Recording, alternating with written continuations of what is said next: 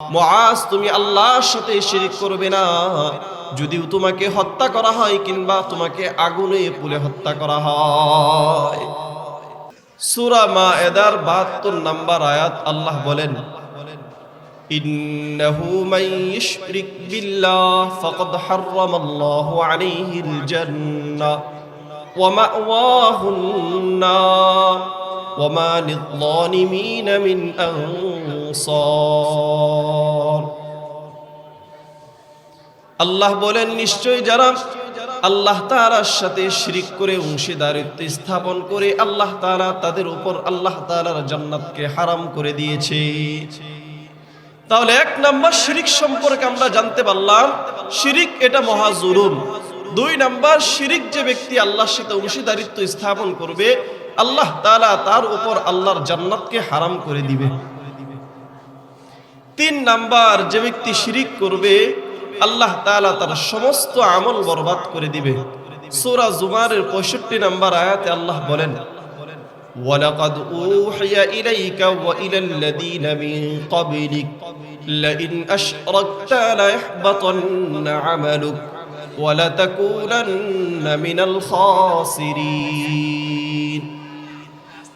আল্লাহ বলেন, আমি আপনার পূর্বে এবং আপনার কাছে এই আদেশ অবতীর্ণ করেছি, আদেশ করেছি, যদি আপনি শিরিক করেন, আল্লাহর সাথে অংশীদারিত্ব স্থাপন করেন, লা ইয়াহবাতান্না আমালুক ওয়া লা তাকুনান্না মিনাল খাসিরিন, তাহলে আল্লাহ তাআলা আপনার আমলগুলো বরবাদ করে দিবে এবং আপনি ক্ষতিগ্রস্তদের অন্তর্ভুক্ত হয়ে যাবেন। তাহলে রব্বুল আলামিন শিরিক সম্পর্কে ১ নাম্বার বলেছেন, লুকমানে হাকিম তার সন্তানকে ডাক দিয়ে বলে, সন্তান, তুমি যদি শিরিক করো আল্লাহ তাআলা তোমার শিরিক আল্লাহ তাআলা অপছন্দ করে, মানে কি আল্লাহ তাআলার সাথে শিরিক করা এটা মহা জুলুম। ২ নাম্বার, শিরিক আল্লাহ তাআলা তার উপর জান্নাতকে হারাম করে দিবে। ৩ নাম্বার, যে ব্যক্তি শিরিক করবে আল্লাহ তাআলা তার সমস্ত আমলনামা বরবাদ করে দিবে। ৪ নাম্বার, শিরিক যে ব্যক্তি করবে আল্লাহ তাআলা ওই ব্যক্তিকে ক্ষমা করবেন না। সূরা নিসার ৪৮ নম্বর আয়াত আল্লাহ বলেন, ইন্নাল্লাহা লা ইয়াগফিরু আন ইউশরাকা বিহি ওয়া ইয়াগফিরু মা দুনা যালিকা লিমান ইয়াশা। আল্লাহ বলেন, নিশ্চয় আল্লাহ তাআলা ওই ব্যক্তিকে আল্লাহ তাআলা ক্ষমা করবেন না যেই ব্যক্তি আল্লাহ তাআলার সাথে কোনো বস্তু কিংবা কোনো মানুষকে অংশীদারিত্ব স্থাপন করি। তাহলে আল্লাহ তাআলার সাথে যে অংশীদারিত্ব স্থাপন করে শিরিক করে আল্লাহ তাআলা তাকে মাফ করবেন না। শিরিক সম্পর্কে ৫ নাম্বার কথা, শিরিক সবচেয়ে বড় অপরাধ। কি বলছি? শিরিক সবচেয়ে বড় অপরাধ। বুখারী শরীফে ৬৮৬১ নম্বর হাদিসের বর্ণনা, আল্লাহর নবীর সাহাবী আব্দুল্লাহ ইবনে মাসউদ রাদিয়াল্লাহু তাআলা আনহু থেকে বর্ণিত, উনি বলেন, قال رجل يا رسول الله أي الذنب أكبر عند الله। আল্লাহর নবীর সাহাবী আব্দুল্লাহ ইবনে মাসউদ রাদিয়াল্লাহু তাআলা আনহু বলেন, এক ব্যক্তি আল্লাহর রাসূলকে বললেন, ওগো আল্লাহর হাবিব, কোন গুনাহ কোন অপরাধ আল্লাহ তাআলার কাছে সবচেয়ে বড়? আল্লাহর রাসূল বললেন, ক্বালা আন তাদউয়া লিল্লাহি নিদাআন ওয়া হুয়া খালাকাক। আল্লাহ তাআলা তোমাকে সৃষ্টি করেছে, এটা জানার পরেও তুমি আল্লাহ তাআলার সাথে কোনো মানুষকে অংশীদারিত্ব স্থাপন করা, আল্লাহর সমকক্ষ তৈরি করা, অথচ আল্লাহ তাআলা তোমাকে সৃষ্টি করেছে। মানে কি আল্লাহ তাআলা তোমাকে সৃষ্টি করেছে এই কথা জানার পরেও আল্লাহ তাআলার সাথে অংশীদারিত্ব স্থাপন করা, এটা হলো সবচেয়ে বড় গুনাহ। ক্বালা সুম্মা আইয়ুন ইয়া রাসূলুল্লাহ। এরপর আল্লাহর হাবিবকে ওই ব্যক্তি প্রশ্ন করলেন, রাসূল, এরপরে কোন গুনাহ সবচেয়ে বড়? আল্লাহর হাবিব বলেন, আন তাকতুলা ওয়ালাদাকা মাখাফাতা আন ইয়াতআমা মা'কা। তোমার সন্তানকে এই ভেবে হত্যা করা যে তোমার সন্তান তোমার সাথে খাবার খাবে, মানে কি দারিদ্রতার ভয়ে তোমার সন্তানকে হত্যা করা। ক্বালা সুম্মা আইয়ুন ইয়া রাসূলুল্লাহ, ওই ব্যক্তি আবার আল্লাহর হাবিবকে প্রশ্ন করলেন, ও আল্লাহর হাবিব, এরপর কোন গুনাহ সবথেকে বড়?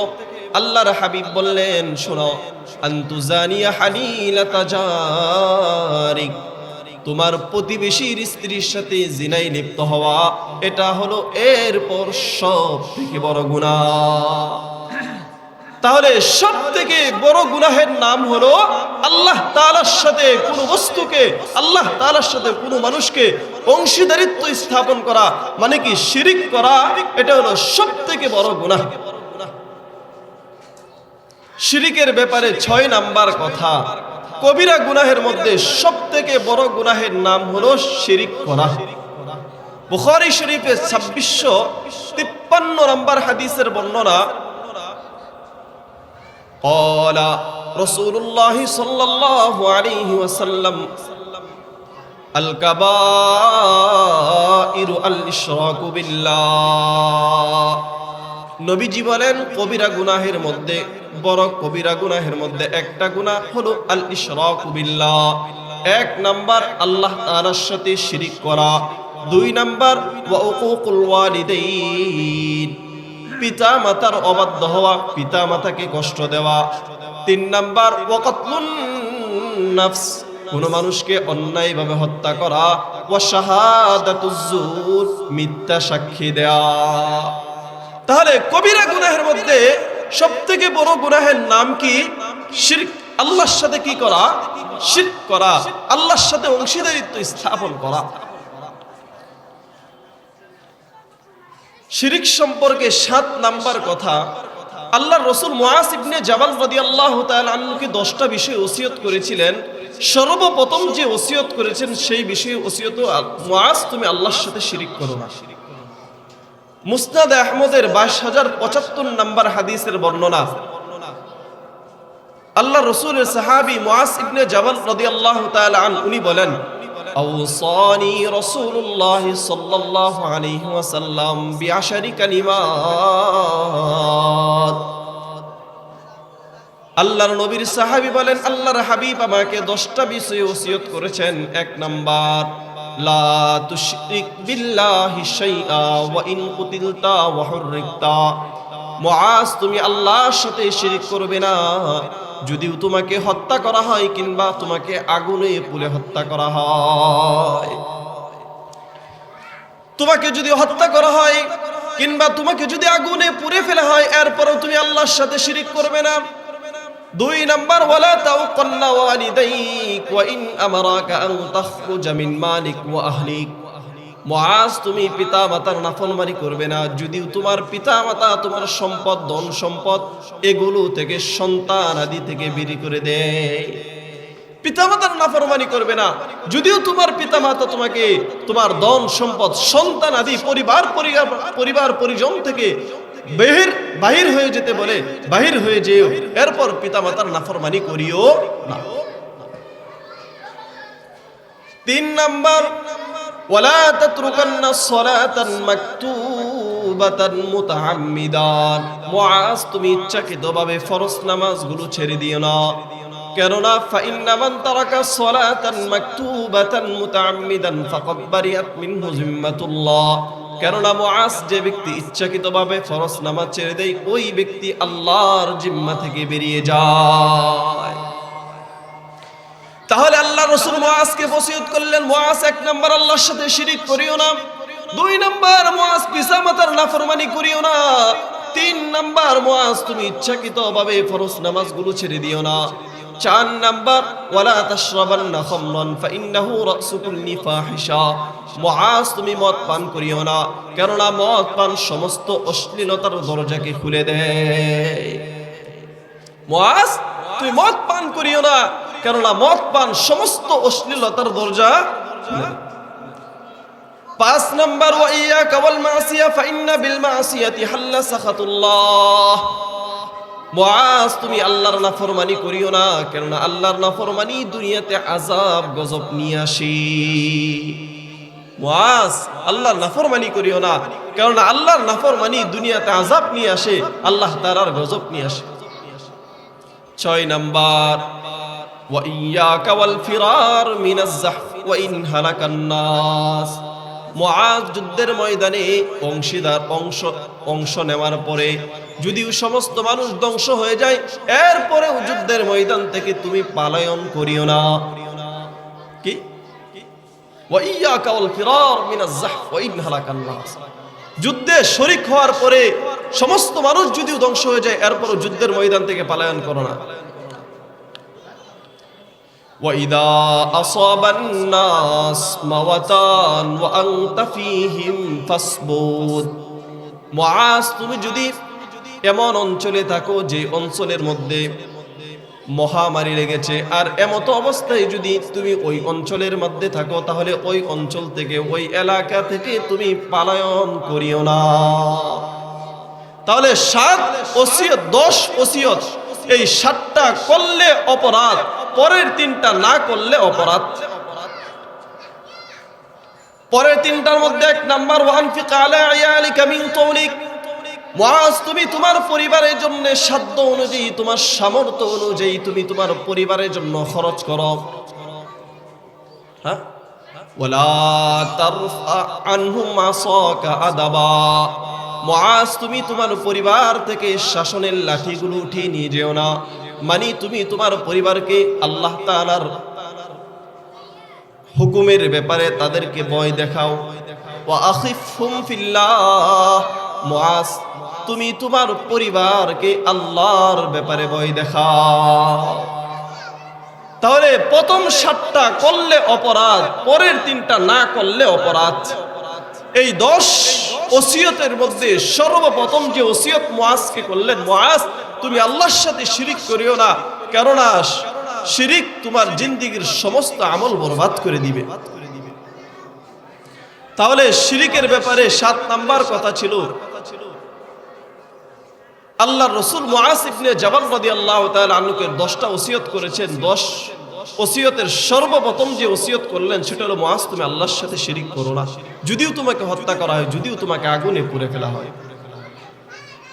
শিরিকের ব্যাপারে 8 নাম্বার কথা, শিরিক এটা অমার্জনীয় অপরাধ। বলেন কি অপরাধ? অমার্জনীয় অপরাধ বলতে বোঝায় যেই অপরাধের কোনো ক্ষমা নেই।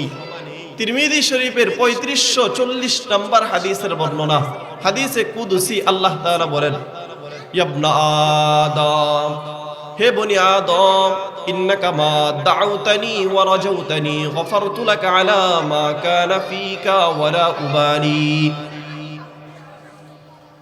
আল্লাহ তাআলা ডাক দিয়ে বলে, বনি আদম, তুমি যতদিন পর্যন্ত আমি আল্লাহ তাআলাকে ডাকবে এই আশা নিয়ে যে আমি আল্লাহ তাআলা তোমার জিন্দেগীর সমস্ত গুনাহ খাতাগুলি মাফ করে দিব। ইবনা আদম, ইন্নাকা মা দাউতানি ওয়া রাজাউতানি গফারতু লাকা আলা মা কানা ফিকা ওয়ালা উবালি। বনি আদম, তুমি যতদিন পর্যন্ত আমাকে আশা নিয়ে রাখবে যে আমি আল্লাহ তাআলা তোমার জিন্দেগীর গুনাহ খাতাগুলি মাফ করে দিব, তুমি যদি এই আশা নিয়ে আমি আল্লাহ তাআলাকে ডাকতে পারো, আমি আল্লাহ তাআলা তোমার জিন্দেগীর সমস্ত গুনাহ খাতা মাফ করে দিব। তোমার অবস্থা যেমনটাই হোক না কেন, এই ক্ষেত্রে আমি কোন মানুষের, কোন ব্যক্তির পরোয়া করি না। এরপর আল্লাহ তাআলা ডাক দেয়া বলে, ইবনা আদম, লাউ বালাগাজ যুনুবুকা আনানাস সামা ফাস্তাগফারতানি গফারতু লাক ওয়ালা উবালি। বনি আদম, তোমার গুনাহ হতে হতে যদি আসমানের চূড়া পর্যন্ত পৌঁছে যায়, আর তুমি একটাবার আমি আল্লাহকে আল্লাহ বলে ডাক দাও, বলেন না আল্লাহ, আরো জোরে বলেন আল্লাহ। আল্লাহ তাআলা বলে, ইবনা আদম, লাউ বালাগাজ যুনুবুকা আনানাস সামা। বনি আদম, তোমার গুনাহ হতে হতে যদি আসমানের চূড়া পর্যন্ত পৌঁছে যায়, এরপর একটা বার যদি আমি আল্লাহ তাআলার কাছে ক্ষমা চাও, আমি আল্লাহ তাআলা তোমার জিন্দেগীর সমস্ত গুনাহ খাতা ক্ষমা করে দিব। এই ক্ষেত্রে আমি আল্লাহ তাআলা কারো পরোয়া করি না। এবার আল্লাহ তাআলা ডাক দেয়া বলে, ইবনা আদম, লাউ আতাইতানি বিকুরাবিল আরদি খাতায়া সুম্মা লাকিতানি লা তুশরিক বি শাইআ লা আতাইতুকা বিকুরাবিহা মাগফুরা। আল্লাহ তাআলা ডাক দেয়া বলে, বনি আদম, তোমার গুনাহ হতে হতে যদি এমন পর্যন্ত গুনাহ করে ফেলো পুরা পৃথিবীর বালু কণা পরিমাণ তোমার গুনাহ হয়ে যায়, আর তুমি আমার সাথে এমত অবস্থায় সাক্ষাৎ করো তুমি আমার সাথে কাউকে শরীক করো নাই, লা তাইতুকা বিকরাবিহা মাগফুরা, বনি আদম আমি দুনিয়া ভরপুর রহমত নিয়ে তোমার দুয়ারে হাজির হয়ে যাব।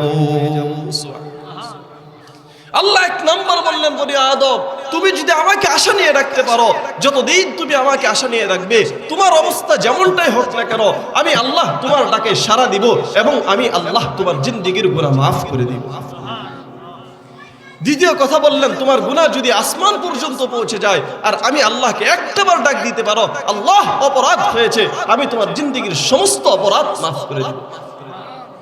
তৃতীয় কথা বললেন, বনি আদম তোমার গুনাহ হতে হতে যদি জমিনের বালু কণা পরিমাণ যদি তোমার গুনাহ হয়ে যায়, আর যদি একটা শর্ত আমার সাথে এমন অবস্থায় সাক্ষাৎ করো যে আমার সাথে কোনো ব্যক্তিকে, কোনো বস্তুকে, কোনো কিছুকে আমার সাথে অংশীদারিত্ব স্থাপন করো নাই, লা আতাইতুকা বিকরাবিহা মাগফুরা, তাহলে জমিন পরিমাণ রহমত নিয়ে তোমার দুয়ারে আমি হাজির হয়ে যাব। তবে শর্ত কি? শর্ত কি ক্ষমা পাওয়ার জন্য? বলেন নাকি?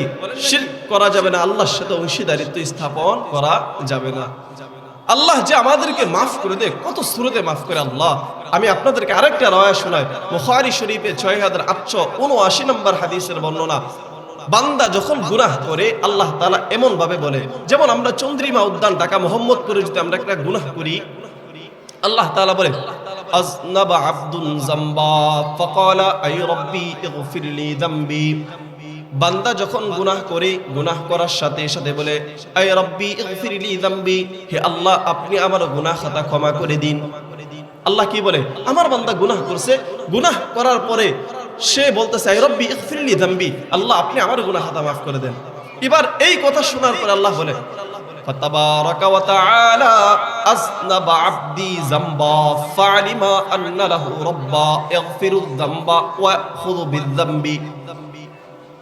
এবার আল্লাহ তাআলা ডাক দেয়া বলেন, আগে আল্লাহ তাআলা বলছে বান্দা গুনাহ করেছে, গুনাহ করার পরে বলেছে আল্লাহ আপনি আমার গুনাহ খাতাগুলি মাফ করে দিন। এবার আল্লাহ তাআলা বলে আযনাবা আবদি যামবা, আমার বান্দা গুনাহ করেছে, গুনাহ করার পরে ফালিমা আন্না লাহু রাব্বা, সে জানে তার একজন রব আছে, যেই রব তার গুনাহ খাতাগুলি মাফ করে দেয়। যদি গুনাহ খাতা থেকে মাফ না চাই, তাহলে আল্লাহ গুনাহ খাতার জন্য শাস্তি দান করি। এবার আল্লাহ তাআলা বলে আমার কাছে গুনাহের জন্য ক্ষমা চেয়েছে, আমি আল্লাহ তাআলা তাকে মাফ করে দিয়েছি।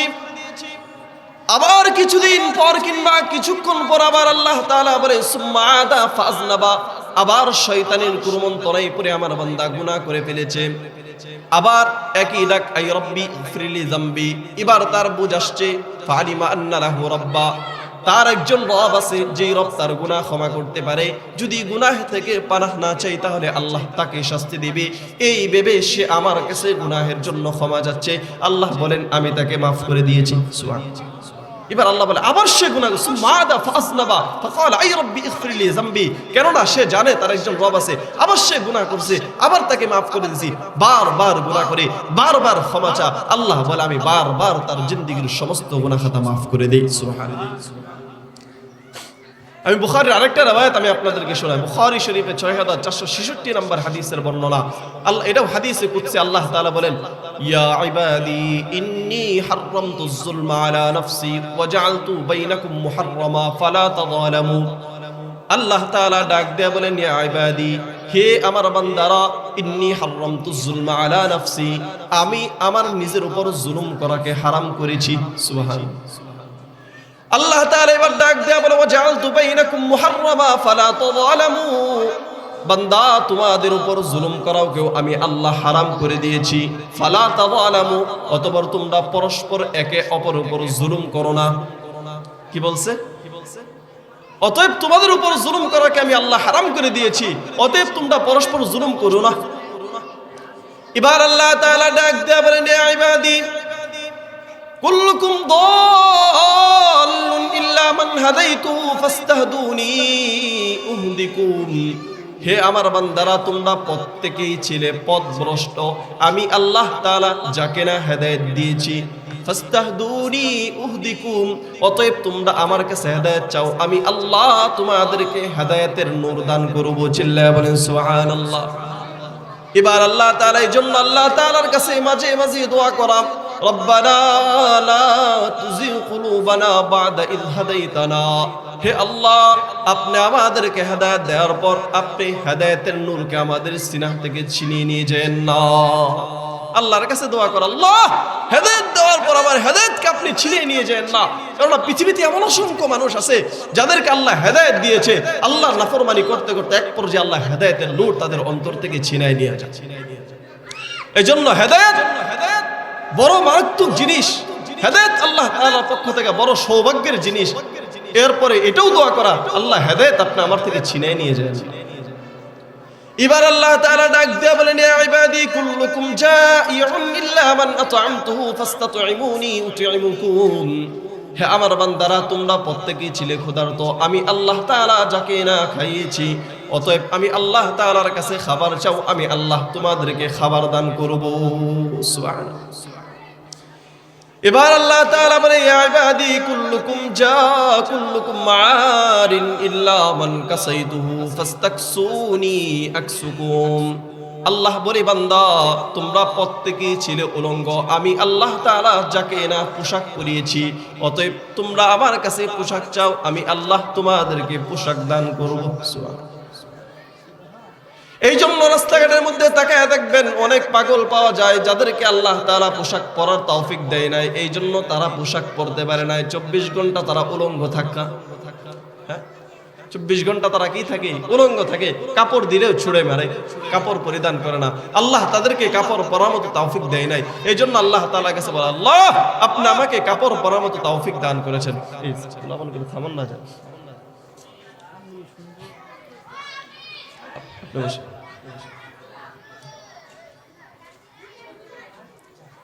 এবার আল্লাহ তাআলা বলেন, ইয়া ইবাদি ইন্নাকুম তুখতিউনা বিল-লাইল ওয়া আনা আগফিরুয যুনুবা জামিআ ফাস্তাগফিরুনি আগফির লাকুম।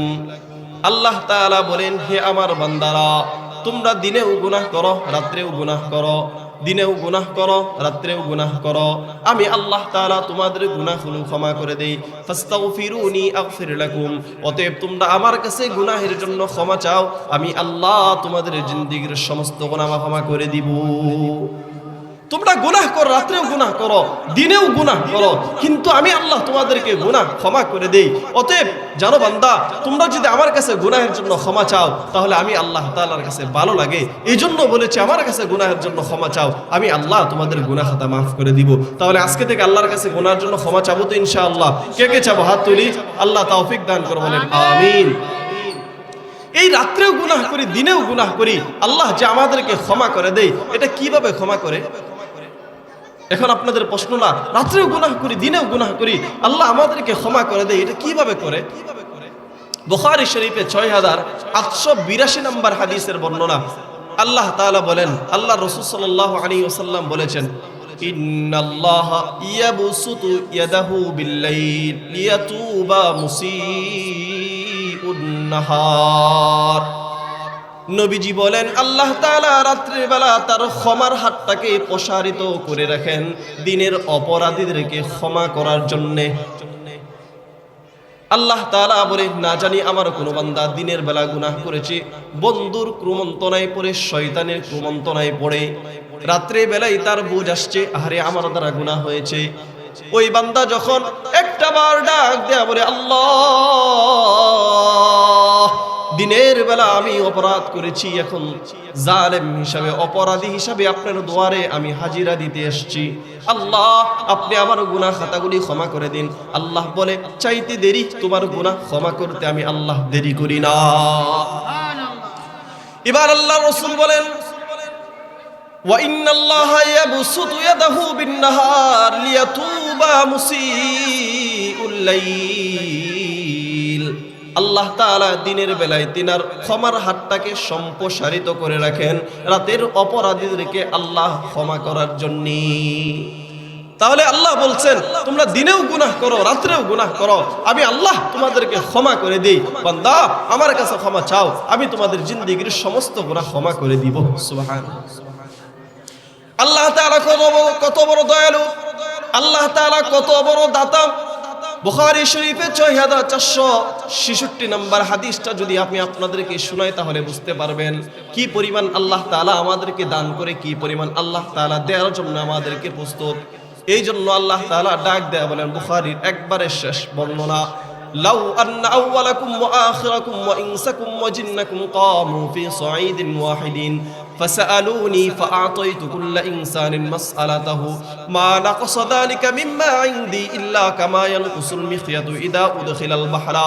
আল্লাহ তাআলা বলেন, শুনো বান্দা, তোমরা পৃথিবীর শুরু লগ্ন থেকে শেষ পর্যন্ত যত মানুষ আছো, সমস্ত মানুষ যদি একটা জায়গার মধ্যে যারা যাও, এই চন্দ্রিমা উদ্যান মোহাম্মদপুরের পাশে যদি সমস্ত মানুষ, আল্লাহ তাআলা পৃথিবীর বুকে যত মানুষ দিবে, সমস্ত মানুষ যদি একটা মাঠের মধ্যে দাঁড়াইতে পারে, আর সমস্ত মানুষ যদি আল্লাহ তাআলার কাছে চাইতে থাকে, আল্লাহ আমার এটা লাগবে, আল্লাহ আমার ওটা লাগবে, আল্লাহ এটা লাগবে ওটা লাগবে, আল্লাহ তাআলা বলেন ফাআতাইতু কুল্লা ইনসানিন মাসআলাতাহু, আর আমি প্রত্যেক মানুষকে তাদের চাহিদা অনুযায়ী দিতেই থাকি।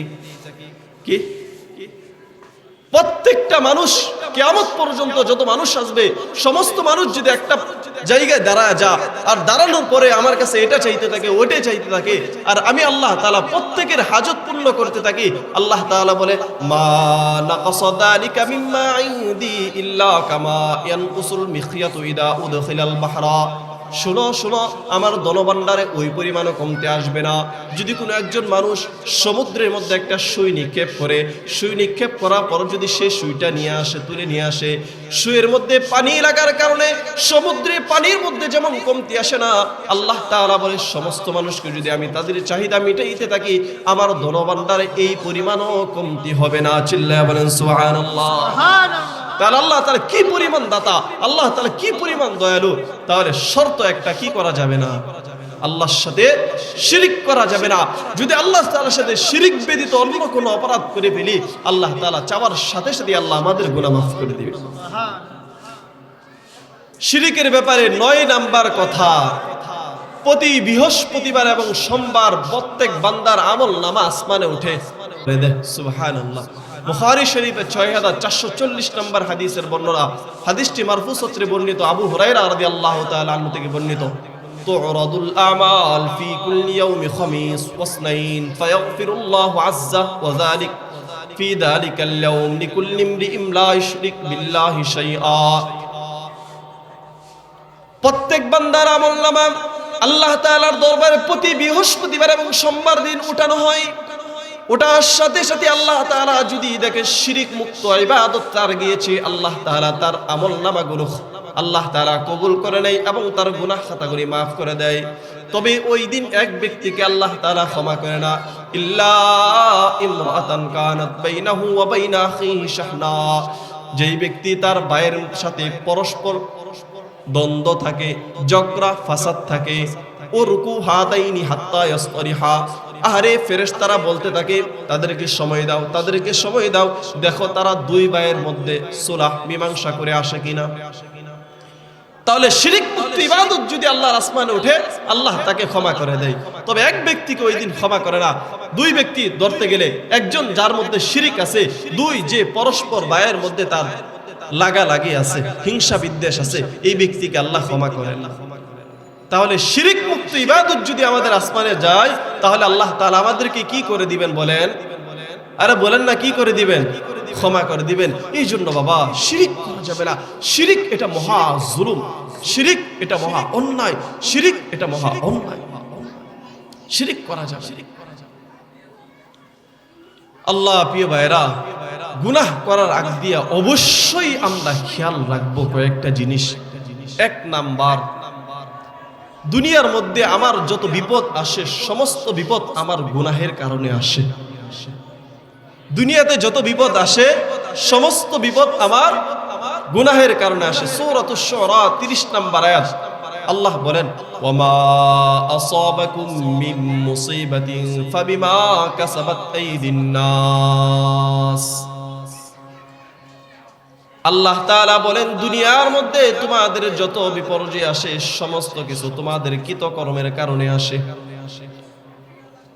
হ্যাঁ, তাহলে যত বিপর্যয় আসে, যত জুলুম, যত বালা মুসিবত আসে, সব কিছু আমার গুনাহের কারণে আসে। আমার কি কারণে আসে বলেন? কিসের কারণে আসে? গুনাহের কারণে। 2 নাম্বার কথা খেয়াল রাখবো গুনাহ করার আগ দিয়ে, এক একটা গুনাহ মুমিনের জন্য পাহাড় সমতুল্য। বলেন কি সমতুল্য? আরে বলেন না কি সমতুল্য? পাহাড় সমতুল্য। বুখারী শরীফের 6308 নাম্বার হাদিসের বর্ণনা। আল্লাহ রাসূল বলেন, ইন্নাল মুমিনা ইয়ারা যুনুবাহু কাআন্নাহু কাঈদুন তাহতা জাবাল ইয়াখাফু আন ইয়াকা আলাইহি। নবীজি বলেন, একটা গুনাহ মুমিনের কাছে পাহাড় সমতুল্য মনে হবে। মনে হবে সে ভয় করবে, সে পাহাড়ের নিচে দাঁড়ায় আছে, যে কোনো মুহূর্তে গুনাহের পাহাড়টা তার উপর পড়ে যেতে পারে।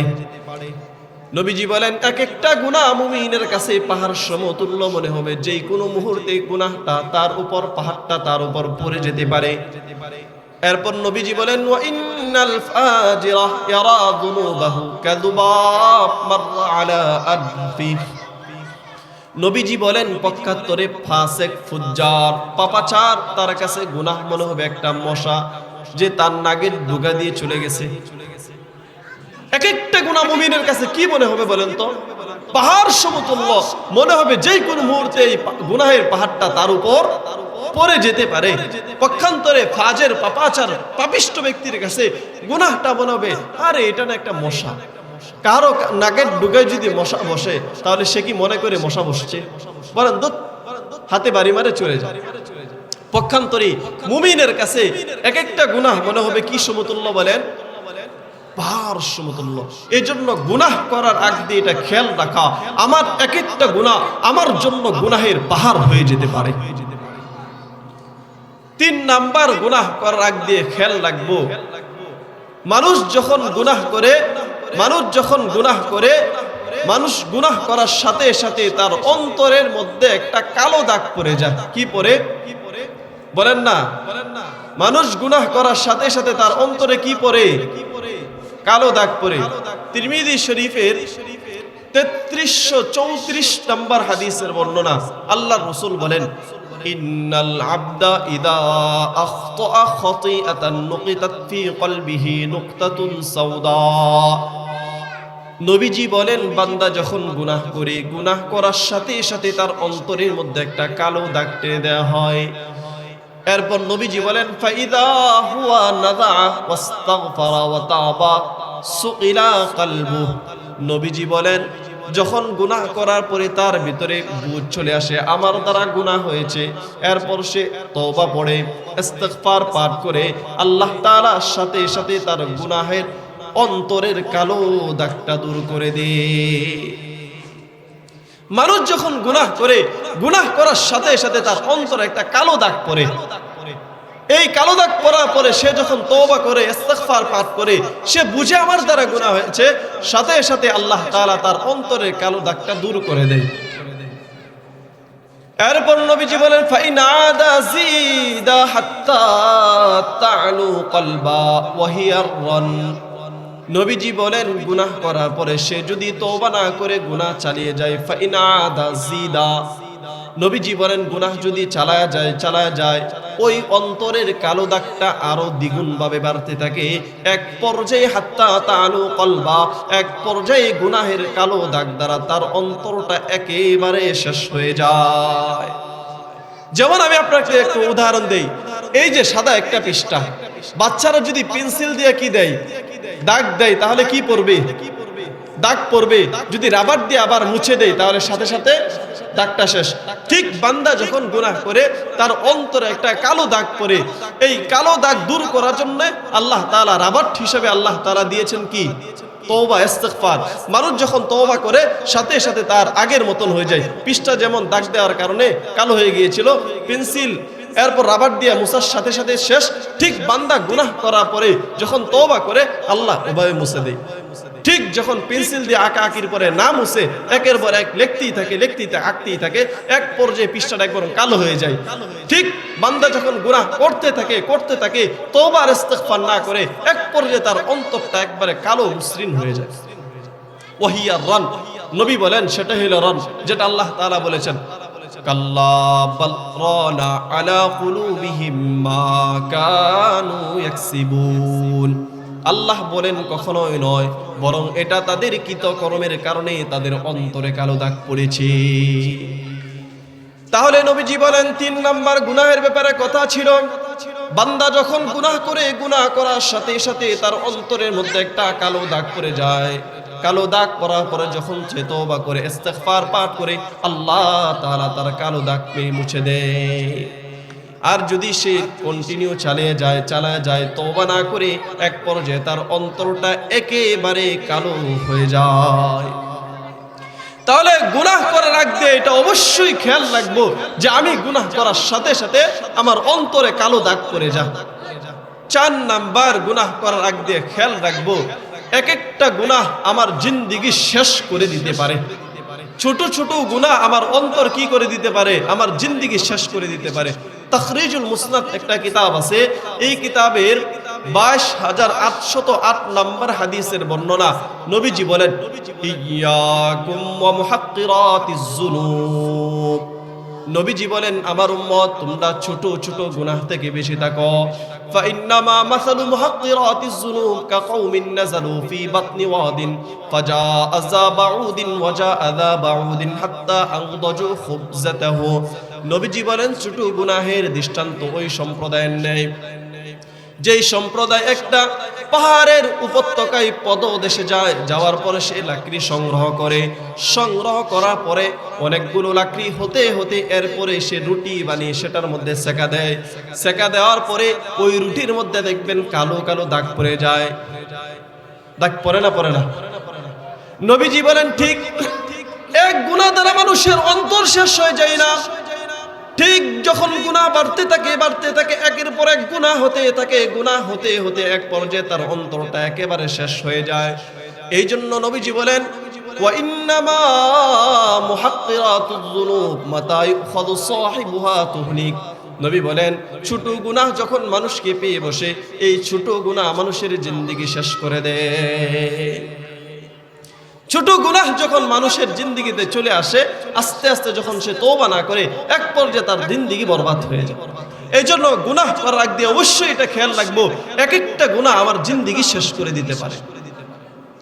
গুনাহের ব্যাপারে ৫ নাম্বার যেই কথাটা খেয়াল রাখবো সেই কথাটা হলো নবীজি ওনার স্ত্রী আম্মা জানা আয়েশা রাদিয়াল্লাহু তাআলা আনহাকে বলেছেন, আয়েশা, ইবনে মাজার ৪২৪৩ নম্বর হাদিসের বর্ণনা। নবীজির স্ত্রী আয়েশা বলেন আন আয়েশা রাদিয়াল্লাহু তাআলা আনহা قالت قال لي رسول الله صلى الله عليه وسلم يا عائشة إياك ومحقرات الأعمال فإن لها من الله طالبا।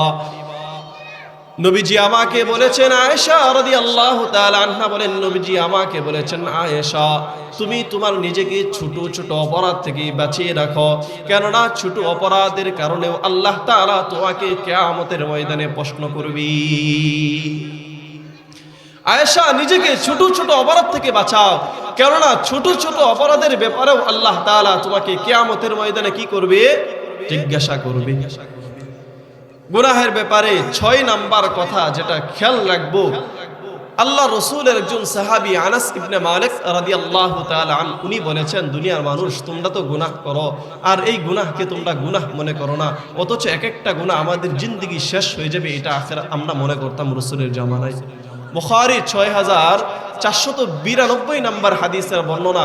নবীজির সাহাবী আনাস ইবনে মালিক রাদিয়াল্লাহু তাআলা আনহু উনি বলেন ইন্নাকুম লাতা'মালুনা আ'মালান হিয়া আদাক্কু ফি আ'ইনিকুম মিনাশ শা'র। নবীজি বলেন দুনিয়ার মানুষ শোনো, তোমরা এমন এমন গুনাহ করো, গুনাহ করার পরে তোমাদের অন্তরে, তোমাদের দৃষ্টিতে, তোমাদের চোখে, তোমাদের অন্তরে, তোমাদের দৃষ্টিতে মনে হয় এটা চুলের চাইতেও চিকন। এমন এমন অপরাধ করো, যে অপরাধগুলো গুনাহ করো যেটা তোমার কাছে মনে হয় এটা চুলের চাইতেও চিকন। নবীজি বলেন না না, ইন কুন্না না'উদ্দুহা আলা আহদিন নবী সাল্লাল্লাহু আলাইহি ওয়াসাল্লাম মিনাল মুবিকাত। নবীজির সাহাবী বলেন, না না, শুনো, আমরা এই এক একটা অপরাধকে আল্লাহ রসুলের জামানায় ধ্বংসাত্মক অপরাধ মনে করতাম। মানে কি, এক একটা অপরাধের কারণে আমাদের জিন্দেগি শেষ হয়ে যেতে পারে, মানে অপরাধের কারণে আমাদের জিন্দেগি শেষ হয়ে যেতে পারে। অথচ তোমরা এগুলোকে অপরাধী মনে করো না, তোমাদের কাছে মনে হয় এটা চুলের চাইতে চিকন, মানে একদম হালকা পাতলা একটা অপরাধ করছে, এটা কোনো গুনাহ হইল? অথচ নবীজির সাহাবী বলেন, না, বরং এক একটা অপরাধকে আমরা আল্লাহ রসুলের জামানায় ধ্বংসাত্মক অপরাধ মনে করতাম, মানে কি আমাদের জিন্দেগি শেষ করে দিতে পারে। এই জন্য গুনাহের যখন করব তখন এই কথা খেয়াল রাখবো যে আমার এক একটা গুনাহ আমার জিন্দেগি শেষ করে দিতে পারে। গুনাহের ব্যাপারে 7 নাম্বার কথা মনে রাখবো যে গুনাহ যখন সমাজের মধ্যে ব্যাপক হয় তখন আল্লাহ তাআলা ঢালাও ভাবে সমাজের মধ্যে আল্লাহ তাআলা গজব দিয়ে দেয়। নাউজুবিল্লাহ।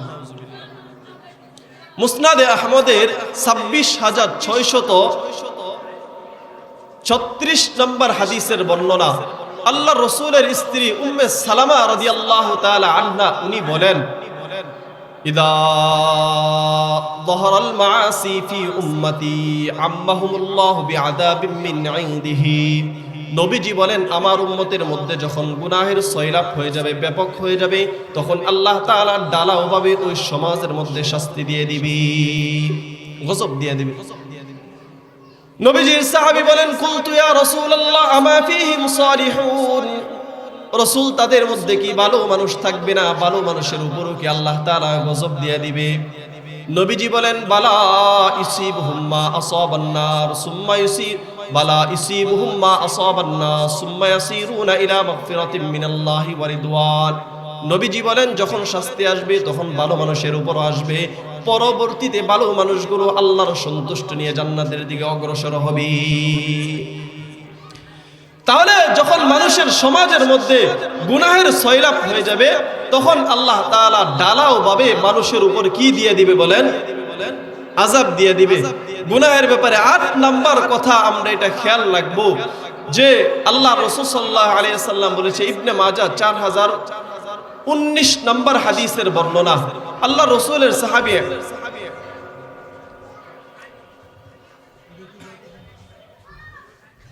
আব্দুল্লাহ ইবনে আমর রাদিয়াল্লাহু তাআলা আনহু থেকে বর্ণিত, উনি বলেন, আকবালা আলাইনা রাসূলুল্লাহ সাল্লাল্লাহু আলাইহি ওয়াসাল্লাম, নবীজি আমাদের কাছে আসলেন, আয়েশা বললেন, ইয়া মাশারাল মুহাজিরিন, হে মুহাজিরগণ, খামসুন ইযা বুতুলিতুম বিহিন্না ওয়া আউযু বিল্লাহি আন তুদরিকুহুন্না, আল্লাহ তাআলা তোমাদেরকে 5টা বিষয়ে প্রশ্ন করবে, 5 বিষয় দ্বারা আল্লাহ তাআলা তোমাদেরকে পরীক্ষা করবে। আমি আল্লাহ তাআলার কাছে আশ্রয় চাই, আল্লাহ তাআলা যেন তোমাদেরকে এই 5 বিষয়ে পরীক্ষা না করে। 1 নাম্বার, লাম তাযহারিল ফাহিশাতু ফি কওমিন হাত্তা ইউনিনু বিহা ইল্লা ফাশা ফীহিমুত তাউন। আল্লাহর রাসূল বলেন, যখন আমার উম্মত গুনাহে লিপ্ত হয়ে যাবে, ব্যাপক হয়ে যাবে আমার উম্মতের সমাজের মধ্যে গুনাহ, তখন আল্লাহ তাআলা তাদেরকে মহামারী দিয়ে দিবে। ওয়াল আউজাউল্লাতী লাম তাকুন মাদাত ফি আসলাফিহিমুল্লাযীনা মাদাউ, এবং এমন রোগ আল্লাহ তাআলা সমাজের মধ্যে দিবে যেই সমাজের মানুষ, আদিকালের মানুষ এই রোগ সম্পর্কে জানতেও না। করোনা আমরা জানতাম, আগের মানুষে করোনা জানতো, যখন আমাদের গুনাহ ব্যাপক হয়েছে আল্লাহ তাআলা মহামারী আমাদের সমাজের মধ্যে বাড়াইয়া দিয়েছে। তাহলে 1 নাম্বার পরীক্ষা। 2 নাম্বার পরীক্ষা, ওয়ালাম ইয়ানকুসুল মিকয়াল ওয়াল মিজান ইল্লা উখিদু বিসসিনিন ওয়া শিদ্দাতুল মাউনাহ ওয়া জাওরিস সুলতানি আলাইহিম। সমাজের মানুষ যখন ওজনে কম দিবে আল্লাহ তাআলা 3 পরীক্ষা করবে। 1 নাম্বার, ওই সমাজের মধ্যে আল্লাহ তাআলা দুর্ভিক্ষ দিয়ে দিবে, ওয়া শিদ্দাতুল মাউনা। 2 নাম্বার, অর্থনৈতিক সংকট দিয়ে দিবে, ওয়া জাওরিস সুলতানি আলাইহিম, ওই সমাজের মধ্যে আল্লাহ তাআলা জালেম বাদশা নিয়োগ করে দিবে।